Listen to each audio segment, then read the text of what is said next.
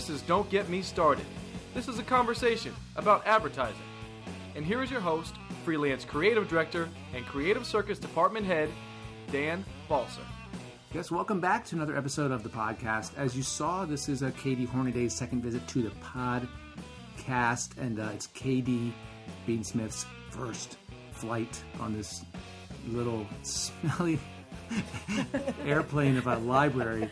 This is the dankest, rankest, most ratchet room of all. Like, what's going on in this room? I don't even know. It's a bit embarrassing as a guy bringing a person first time into the creative circus into this space, and it's like, yeah, this is what we got. This is our library. This is like the law library. You ever go to a university and see the law library? And it's got beautiful glass views of the like quad. This.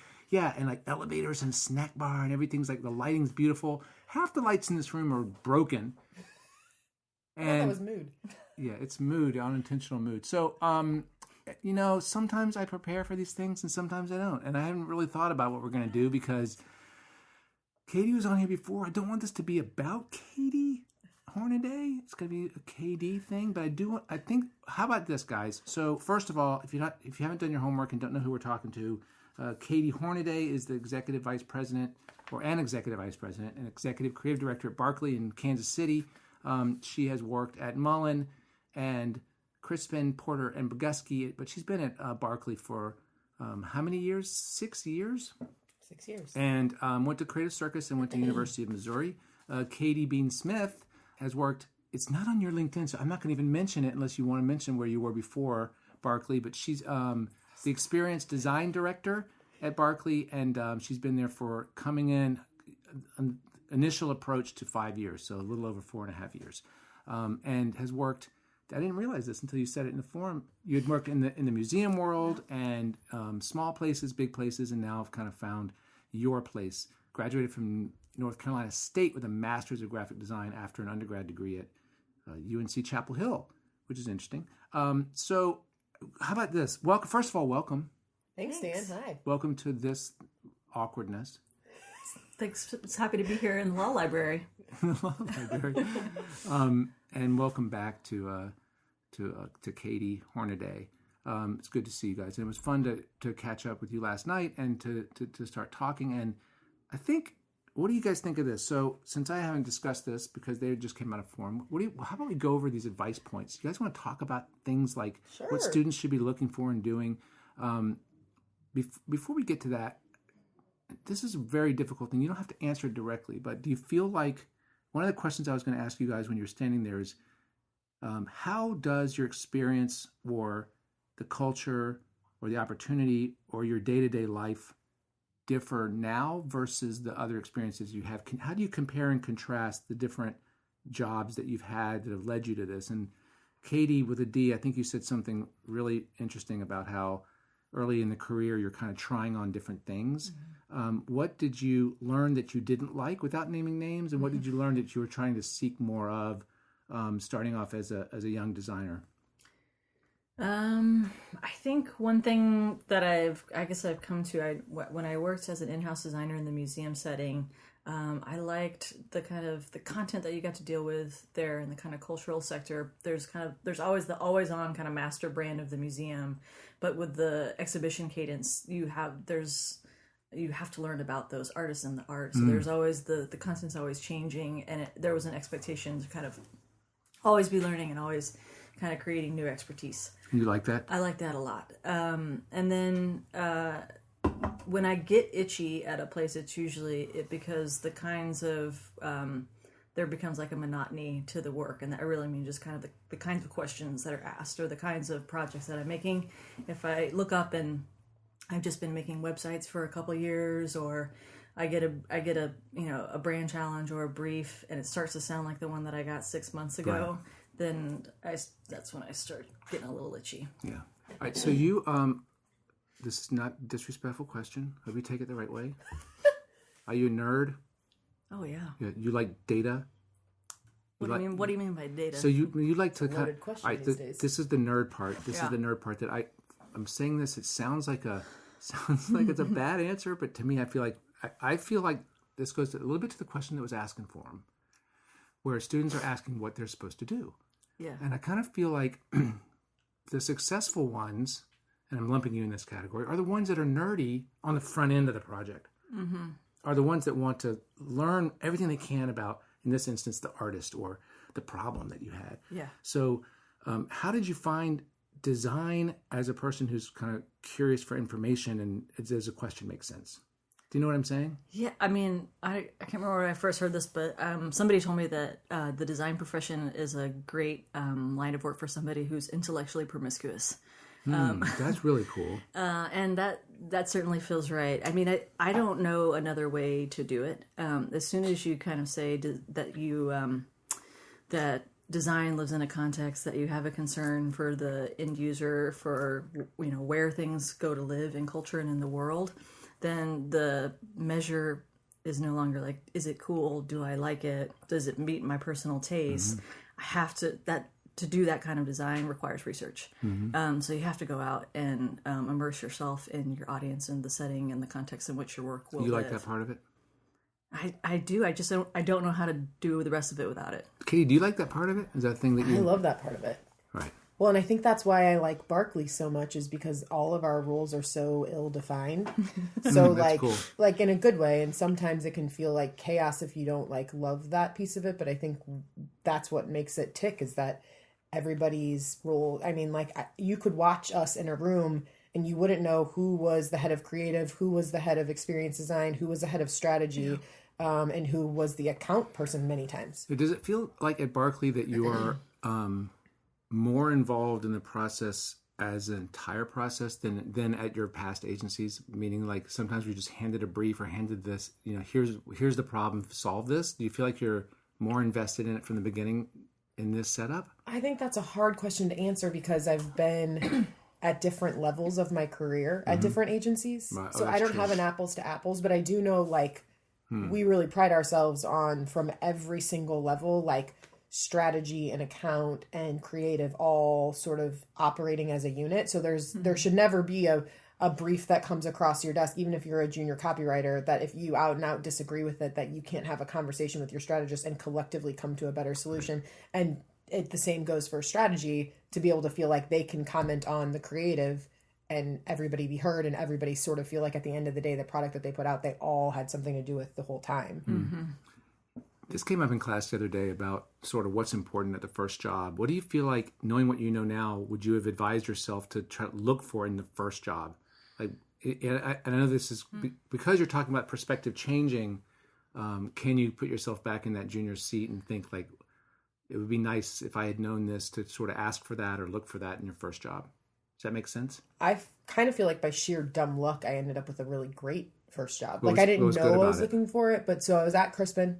I walked in on the day that we were briefed on Old Navy for the pitch.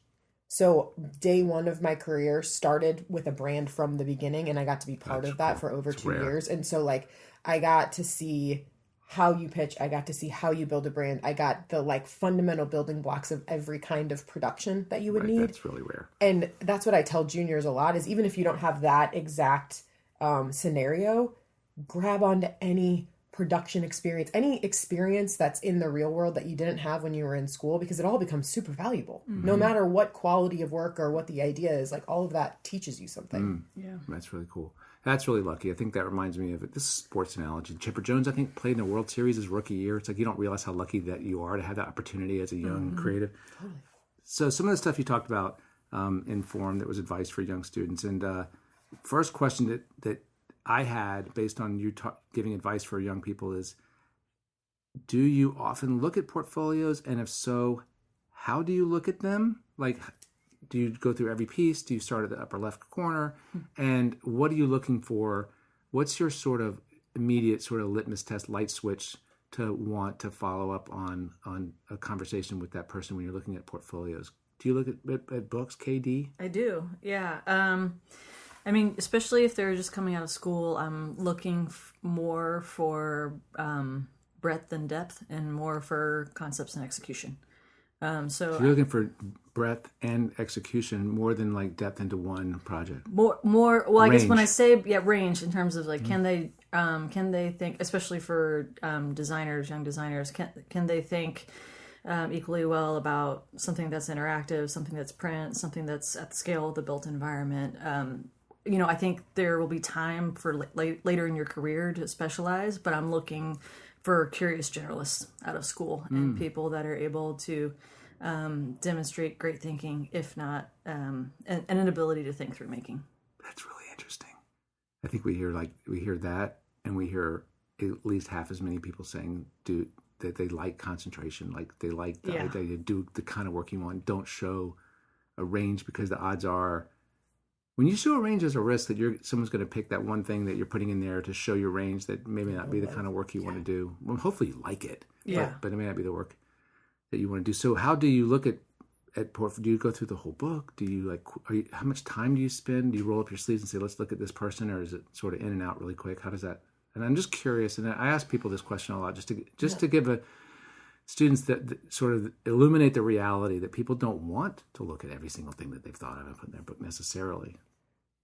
I actually giggle because when we were here for Creative Circus Advisory Board, this question came up, and it was about the About Me section. Right. And Dave Canning and I were decidedly on different sides of the fence on this, because he was like, I don't care about your About Me, because I want to know that your work is great. And for me, the first thing I do on a portfolio is look at their About Me. I want to know what kind of a human am I dealing with first. That's just step one. It doesn't mean you don't get a job based on your About Me. I want to know what kind of creative I am that took this opportunity to do something. Right. Or didn't. Yeah. Because most of it's pretty rote, I think.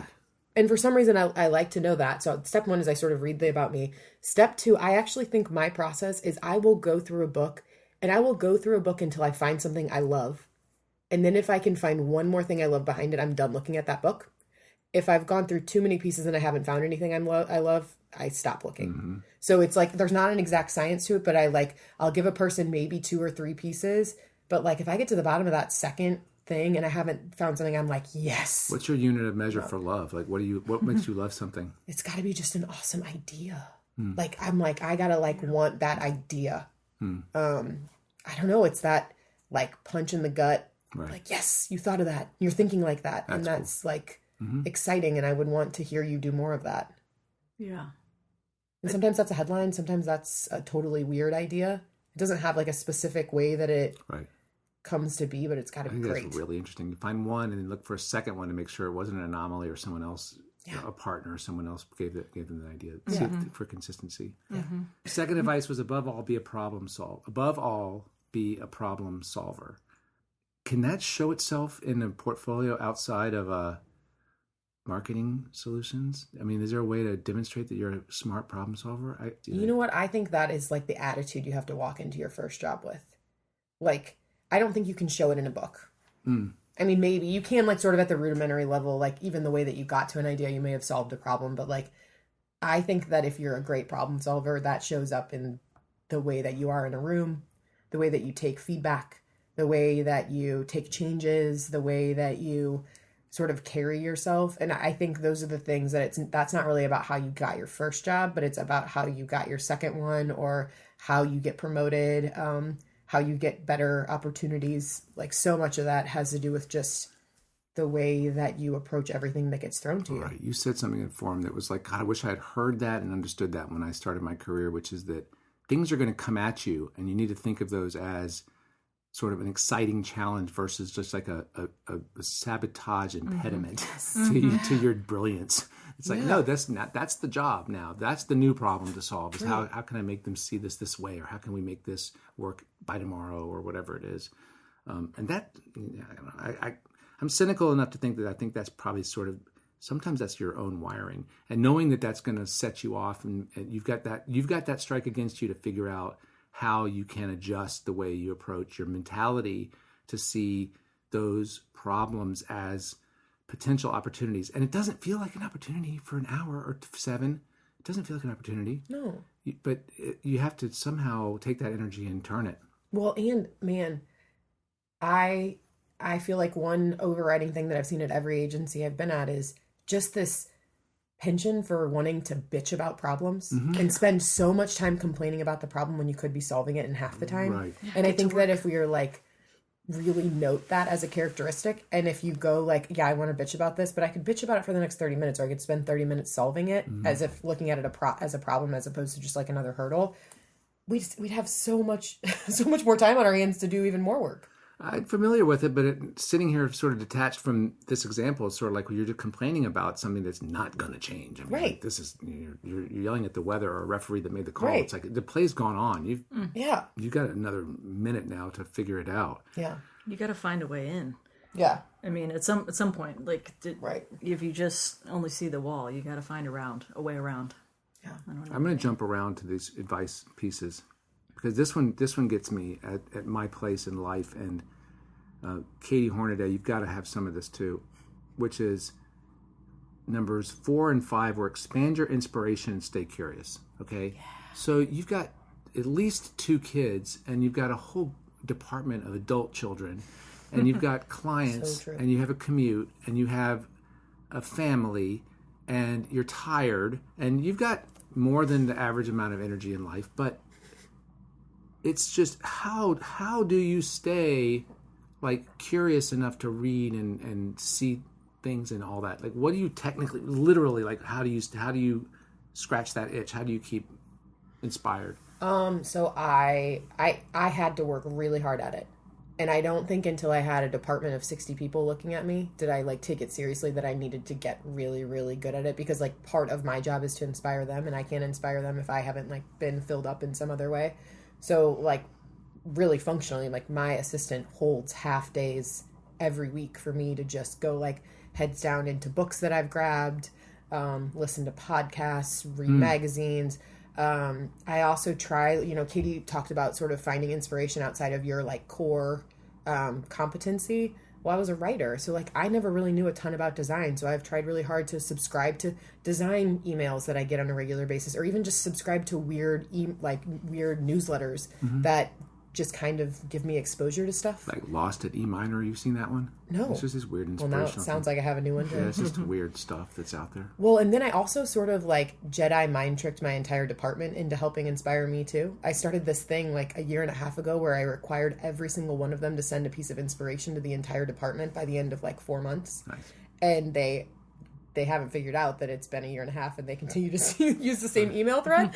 And no one's being mandated anymore. I called it required to inspire.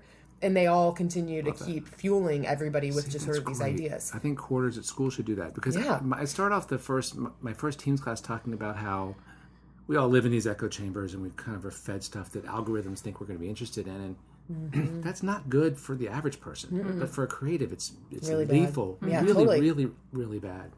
Totally. So I always start my classes off with like, anybody inspired by anything this week, and they're like I am, there's just so much they have to do for class, and they're sort of in this sort of, they don't have the time necessarily to do it. So I'm always curious to find out how they do it, but that's a great idea. Well, and that's kind of what it was, is like everybody's always too busy. And I was like, okay, well now it's part of your job. You have to do it, and you have to share it with everyone. And because across 60 people, the ways that they get inspired are so varied. Yeah. No, I mean, it's like, here's a screenplay I saw, and like most of it is not advertising. And that's what I love, is like, it's music videos, it's, short films, it's articles, it's new technologies, it's whatever, and it's like, and then there becomes a commentary between everyone about it. So I think it's been good, and it's so simple. Like it was one email. That's really cool. Yeah, I don't know if I've told the story on the podcast before. I was asked to speak at a baccalaureate. You know what a baccalaureate is? Yes, it's like when a high school class graduates and they have like the church or temple has like something. I was like a guest speaker, and I was supposed to give my charge for the seniors. And without telling the whole long story behind it, I went to some sort of Bible study thing that I had no interest in, and it opened my mind to a radical. I never expected, this is something I had no interest in going to. It was Jewish people and Christian people, and there was a story of, I'm sure I haven't told this on the podcast because this is a bizarre story. So you read for 6 weeks, you meet at 6 different temples and 6 different churches, and you kind of see how their building is set up and what their rituals are and how they pray, but you also kind of deconstructed different pieces of liturgy or different pieces of the Bible or whatever. So the first class was like, you're supposed to bring something that's special to you, and like, how does something that's special become something sacred, and what does sacred mean? So 5th or 6th weekend, we looked at the story of Joseph in the Bible, which I didn't know much about, but the story of Joseph is a story where Joseph is in the desert and his brothers leave him basically in a ditch for dead, and he's rescued by the Egyptians, and he rises to like second in command to the Pharaoh. And they kind of opened it up. It's like, okay, what do you guys think of the story? And the Christians in the room were like, this is a story of a man's redemption, a man who was basically left for dead, who rose up to power and ended up saving his people. The Jews are all like, what story did you see? This is a story of betrayal. This is a story of being screwed over, and a guy that was left to make the best of that situation. And I came to learn in this class that the Jewish Bible and the Christian Bible are the same books, but they're in a different order. So the Christian Bible ends with this passage that talks about the coming of the Messiah, and you turn the page to the New Testament, and here comes Jesus. It's perfect segue into redemption and Jesus dying for sins. The Jewish Bible has that in there earlier. That's why they're Messianic Jews. But the last portion of the Jewish Bible is this call to the return to Jerusalem, to homeland, which kind of casts the people out as a sort of homeless, wandering people for all eternity. And I don't think we ever learned that. And I don't think that's something that was taught to us. But there's something about the Jewish condition that's different than the Christian condition, even though I always thought that my Christian classmates are the same as I. We all live in the same neighborhoods and drive the same cars, go see the same movies or whatever. No, very different. So what happened to me was I started thinking about, holy crap, these are two people that look in every way the same, but there's something fundamental about their origin story that changes the way they perceive all communication from a marketing perspective. Yeah. So when I'm telling this story to you and the listeners and I tell it in class, I'm aware that everyone in that room is perceiving this story differently. They look at me thinking, well, is he religious? Why is he telling me this story? Oh my God, this reminds me of this or whatever. And you don't know what you're dealing with. And then the other part of it was, which gets back to the original point, I'll bring it around. This Bible class thing was not on the list of things I want to do. Mm-hmm. And it was barely on page 10 of the list of things I'm willing to do. But I did this thing with no interest in it, and it changed the way that I teach and think of advertising. Yeah. Mm-hmm. And what I ended up telling the story at the temple was, I charged you seniors, when you go to college, to once a semester look on the bulletin board and do something that you have no interest in doing. Yeah, totally. Go do that thing that's like, that is the dumbest sounding thing I've ever thought of, because that is going to open unbelievable emotional and mental doors for you, unlike anything that you would want to do already, because you're already doing those things. Totally. Yeah, I mean, we said, like, the last one on that list was, like, get comfortable being uncomfortable. Right. And it's exactly that. Like, until you figure out what is totally outside of your comfort zone, like, you don't even really know what you're capable of either. I mean, I would even say, like, that's true. Me getting my position at Barkley was well before I thought I was going to have this position. It was well before I mentally felt prepared for it. And if you would have, like, told me to figure out how to do it, I think I would have told you that I wasn't ready. Mm-hmm. But until you get thrown into that position and you figure it out, you suddenly figure out kind of what you're made of. It's all about leaps of faith. And totally. What's the worst that can happen? Right. But that takes discipline, and it takes intention to do that, because it's so contrary to our every impulse as a human being. Yeah. I mean, there's an idea from Zen Buddhism, now that we're talking major religions. That's called the beginner's mindset, and it essentially says that there's power and potency in when you look at things as a beginner. And the closer you creep towards expertise, it actually starts to kind of encroach on your ability to see things with fresh eyes, to consider things from new perspectives, and to break out from your habits of thought. So to intentionally train yourself and put yourselves in situations which are profoundly unfamiliar, and to kind of trigger that beginner's mindset, like all over again. That's the experience. To me, that's what I hear when you tell that story. Is you put yourself into a space where you were brand new, you were a beginner, and you were hearing something for the first time. And that's why I love coming here today. I love being around students, because they are in that zone, and they get for this great extended amount of time, and they're learning things and hearing these ideas for the first time. It's you got to work to put yourself in that place, but it's so rewarding. It's great. That's why I love yoga, because you're always, no matter, I've been practicing for like 4 or 5 years, and every single time you come on the mat, there's an edge that's a new horizon, and even in basic poses that you've done thousands of times. So it's a beautiful thing. And that's why it's called practice. That's why it's called practice. Well, this is like, I mean, you're not asking for this, but I think this is worthwhile. Katie, so we have a thing at Barkley, and you can cut this part out if you don't like it, so it's fair. Well, before you get into that, I'm not going to cut out the story I just told. And if I told it on the podcast, I'm apologizing to the listeners for my redundancy, because I don't remember I don't remember anything. I think it's a great story. I think that's an awesome But story. I think I probably told it before. Anyway, so go ahead. Well, I hadn't heard it, so Right, okay. I appreciate it. Well, because, sort of back to the, like, stay curious and beginner's mindset, and Katy mentioned it when we were in there, but we have this thing at Barkley where we do a thing called Great Day. And before Great Day, we do Good Night. And Good Night, we do these stories sort of a la The Moth. She knows where I'm headed with this. What's that? What did you just say? The Moth. So, like, the storytelling platform of The Moth. It's just like one person standing and telling a story. Okay. And we tell stories of things that have happened over the course of the last year. And sometimes they're funny, and sometimes they're sad, and sometimes they're prophetic, whatever. And Katy told this last year about a project, and I'll let her tell it, but it has this incredible moral to it about the beginner's mindset and the idea of learning, and how when we lose that in our career, we sort of lose the meaning of what we're doing, which is not necessarily always to get something out into the world. Sometimes it's about, like, the process. So is that a pretty good tee up? Your hype man? Yeah, I'm gonna not cry when I tell this story. No, I'm gonna. Did you last time? I almost did. You almost I told it. I cried in rehearsal, but yeah, I didn't cry on the main stage. I mean, I think I can skip pretty much to the end, but the thing to know is that I got the opportunity to do what I would describe as my dream project. It kind of was like the perfect confluence of all of the things, like all my great passions. I've loved art because it seems like just tangible magic. So it was a project in the art world. I love design because I don't even know why. It's just how I see the world. And so we got the chance to do this amazing project for a museum client, and to do an incredible kind of community impact project. Worked on it for a really long time. And then they pulled the plug at the very end before it got to see the light of day. And we tried everything we could do to get it kind of, back into the world and out into the world, but we couldn't save it.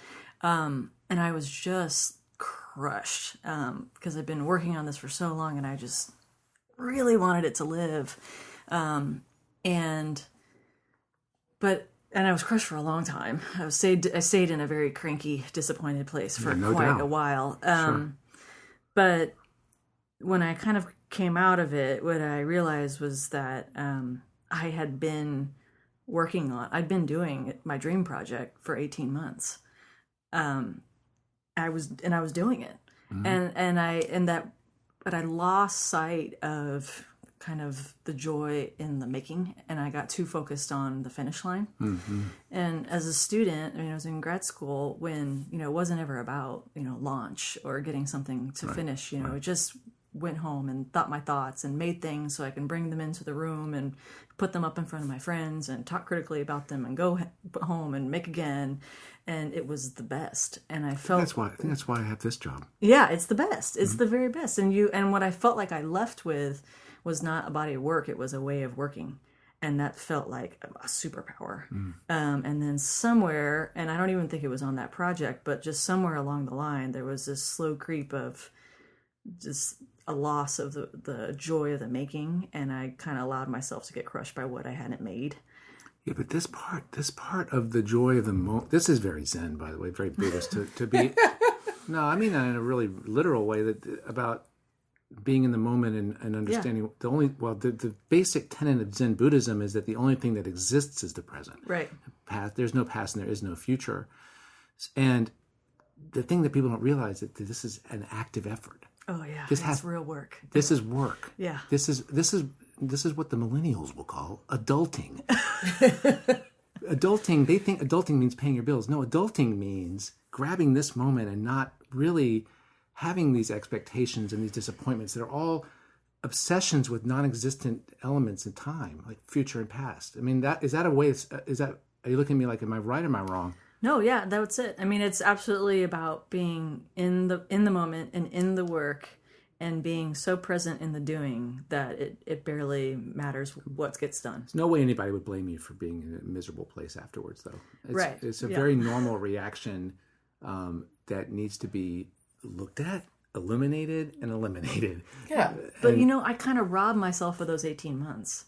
Because during that 18 months, I was just trying to get to the end, that I was doing my dream project for 18 months, and I was so focused on future state and where we were trying to go that I totally missed out on being in it for 18 months, and that would have lost. This is so profoundly relevant to early quarter students at the Creative Circus. This is why I brought it up. And this, because I've been doing this job for 15 years, and when you were in school, Katy, and prior to that time, I think there was a much purer passion for the craft than there is now. And I don't think this is not a condemnation of a generation or a condemnation of any individuals, but there's always this, what are the deliverables? This question that comes up in class, what are the deliverables? And my answer to this, I formed this answer this week. I said, here's the deliverable. The deliverable is that you schedule 2 or 3 meetings with your partner. And in between those 3 meetings, you schedule time on your own, at least 1 hour on your own to work on your craft. And the deliverable is the exhaustion and need to get stuff in front of people. Yeah. That's what I want to see. Well, how many? It's like, I don't know how many you're going to have. Right. When I was a student, we never asked that question. What we did was we worked until we found ourselves circling back or confused mentally or exhausted, and then we brought it in and put it on the wall. Yeah. And that to me is because what you were learning and what you're learning we're doing is the process is the product when you're a creative person. The product is not the product. And especially when you're a student, you're not here to learn to make things. You're here to learn how to suffer or succeed, or I always call it hacking through the forest looking for fruit. That's just part of the deal. Yeah. And that's the deal. That's the job. Yeah. And that's the only thing that's transferable out of your student experience out into the real world. You make your portfolio as this like passport to try to, get across the bridge into professional practice. But when you get there, you don't get to bring any of your work that you made with you. Right. You get to bring your way of working. Right. You get to bring your process and your perspective and all of the things your tool set that you've developed over, however. That's what I tell incoming students. You're not here to learn things. You learn some things. Yeah. But what you learn here is how to run your creative machine. Yeah. And that's what you should be graduating with. So, are you better now? Are you? No. I don't mean. Are you all better? I mean, are you better at that part of it of like enjoying the process? And it's an active thing. Do you feel like you've gotten a grip on it? It's an active thing. I think I've really kind of intentionally tried to like come back and like tend to my own garden a little bit and just say like, hey, How did I get that far off the track? And I just have to be really kind of vigilant in my day-to-day life of, am I slipping again? Am I being mindful of the kinds of things that I know make me happy? Am I getting too, tunnel focused? Am I getting too future focused? And just kind of, always trying to pull it back, be in the present moment, be in it. But as you said, like that's labor. I really hope this is not too abstract for students, because I think the question that came to you in forum, which was, how do we do a book with this stuff in it or whatever, is still very thing focused. Mm-hmm. It's still very, what should I have? What should I show? What should I make? And it almost sounds like I'm being a dick and disrespectful to the question, because I think that ultimately it is a portfolio and ultimately you do need to have those things. But I just think what we're talking about is that it's opening up and being less. Also, it goes back to this whole thing I always tell people: make shit, don't worry about whether it's good or not. I mean, good is going to be written by the few. That exists later. Just be. Yeah, I think, but to your point, the question was like, if I feel like I should make a portfolio full of things that are like non-traditional, how do I do that? And my answer was, no, just make a bunch of stuff. And then at the end of it, if what you have is a lot of things that are non-traditional, you know what you're good at. And I think it's the same thing that we're talking about, which is like, don't focus on like, what's the book I'm going to make in 2 years. Focus on what's all the stuff that drives me and fuels me and excites me and I think will break through into culture and gets me excited and gives me an idea that I want to run and tell someone else about. And then when you put all those things out on a table in 8 quarters and you look at it, what's the overriding theme here? That's your finish line, but you're not staring at the finish line the entire time waiting for it to all to happen. And again, like, I think if you're so focused on only what the end goal is, you also lose a lot of opportunities along the way for exploration. Yeah. When you're only looking at what am I going to make, even in the agency world, when you go like, that's it, we wrote that TV spot and it's amazing. And like, we have to produce just that TV spot. And I'm just going through all the steps. Like, what about all the inputs that like happen in the production process that could make that an even better TV spot? But if you're only focused on getting it across the line, like you lose all that too. Right. That's why I don't let the early quarter kids do stuff on the computer. Yeah. You get so focused on, you have an idea, then you switch immediately into like demonstration, not from just out of discovery, and there's not never enough time given for exploration or discovery. But if you're, especially as a student, especially early in your time here, like, gotta create that space. I think as a student and even as a junior, I think one of the jobs that should be on your back burner constantly is hunting to identify what you're good at. Yeah. What is your strength? What do you do well? And, first of all, I think you have to have some talent to make it in this business. I don't think hard work is going to make up for a lack of talent.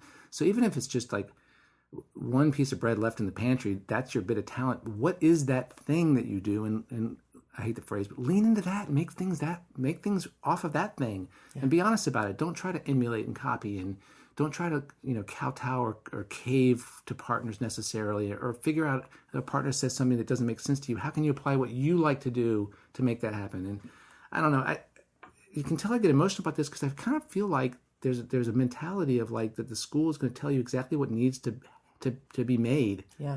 And I think have you guys in your careers had clients come to you and tell you what needs to be made? Have you guys ever had a creative director that says, I need a 30-second? I mean, maybe, but like, is that always the right answer? You even said that. You said that like, I don't remember what it was. It was Blue Cross Blue Shield said that they wanted a solution for millennials, and they pretty much, you guys were sure they wanted a tech solutions, what they wanted. And it's like, wait a minute, first of all, we can do that, but is that the right solution? What we're good at is figuring out what the real problem in the inside is. What we're good at is understanding who you're talking to and what's going to resonate with them, and it might lead you somewhere new. Yeah.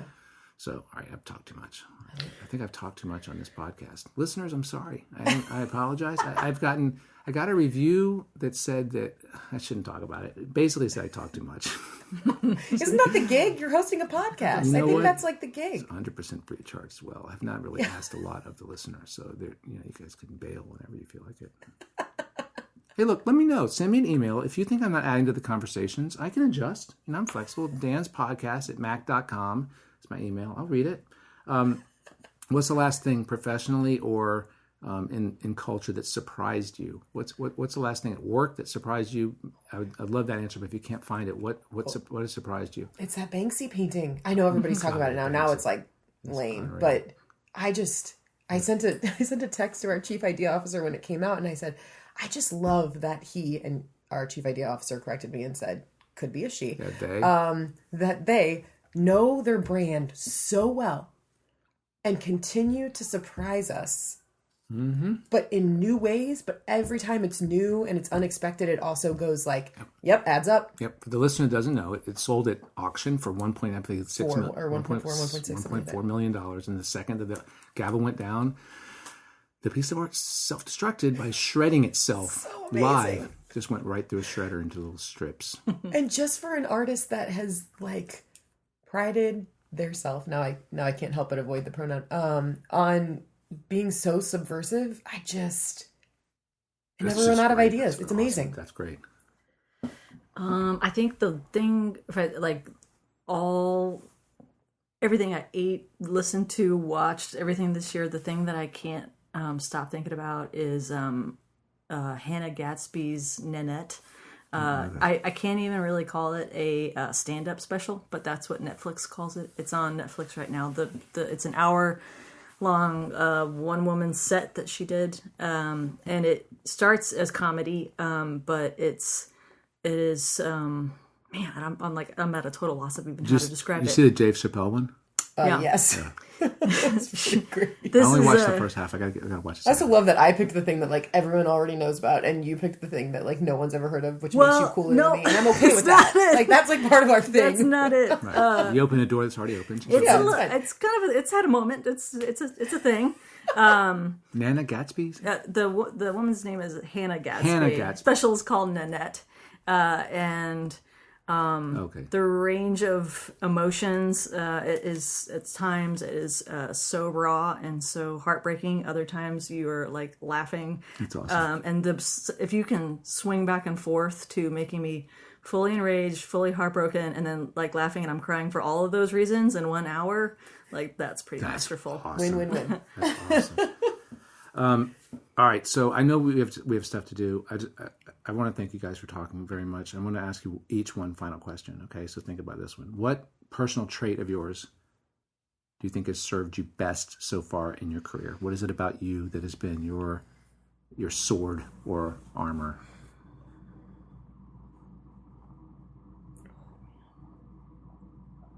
And you have to be immodest. Oh, you going to do each other? Do each other. No, I don't know. All right, so Katy Hornaday, tell me about Kate. No, Katy you don't Beans. have to do that. I mean, I could come up with one for sure. Well, I'll see. No, you got to give your own. Okay. Yeah, okay. I mean, mine is probably like obvious. I wanted it to be more clever than that, but like probably my optimism. That's a good one. Like God, I wish I could get some of that. undeterred optimism. It's just you and a handful of other guests on the show have said that. That is the thing I'm probably most envious of. Don't have that. Don't have that. Don't have it, especially now. Yeah, I don't know how else to get through stuff without it. No, it's great. What is it? Gallus calls it my pragmatic optimism. That's what. Pragmatic optimism. Pragmatic optimism. I understand the reality of it, but I also understand the optimistic point of view I can take on it. The reality meaning the problem and the potential for solution. So that's a great. Right. Pragmatic optimism is good for a creative director. Yeah, it's not out of touch with reality. Yeah. But No, I got it. No, it's not delusional. Yeah. It's the opposite. Delusional optimism. Yes, we can make it.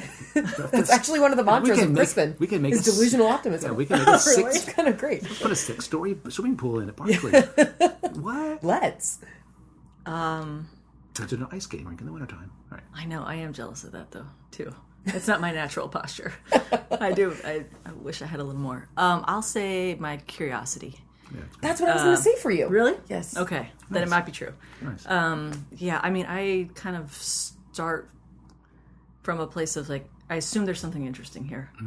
And then I just try to find whatever it is. If it's so, and I assume I don't understand most of it. That's great. So just trying to get to the bottom of things. Do you ever like see something you don't understand and just All the time. No, but you can't accept it. Like you have to find out why is it like that. Yeah, that's like how my brain works. Yeah, that's tremendous. It's a huge. It's kind of annoying sometimes, but who cares? yeah, I Like guess. what? What's an example? Now I turned into the podcast. How does it like? Like what's an example of something that you just you couldn't accept it, so you had to keep digging? I wonder that about things like big structural societal things. Like how do we? And I wonder that about like how did they choose that horrible typeface on a menu? Like I like for everything. I wonder like how did this work and how do we get here? Right. There's often surprising science behind some societal things too, Yeah. cultural things that we didn't realize. That brains are basically wired certain ways. Like there's an anatomical, physiological, conservative brain and an anatomical, liberal brain. There's just science behind some of that. It makes you wonder about how is that a survival device in our DNA from ancient times and all these kind of things. It all boils back to that. Kind of like left eye, right eye. Kind of like left eye, right eye. Listeners, thank you so much for listening. And thank you guys so much for talking with me. I think this went okay, especially considering I didn't plan anything. And I hope the listeners thought so. Let me know. Send me an email. I just said it. I'll say it again. danspodcast@mac.com. Katy Hornaday is khornaday@barkleyus.com. Katy Beansmith is C Beansmith, which is one who makes beans. C Beansmith at barkleyus.com. Make sure you like the Facebook page. Make sure you leave a review and all that good stuff. And I'll be back in 2 weeks. Ladies, thank you again so much, very much. Appreciate it. Thanks, Dan. See you, listeners. Bye. Bye.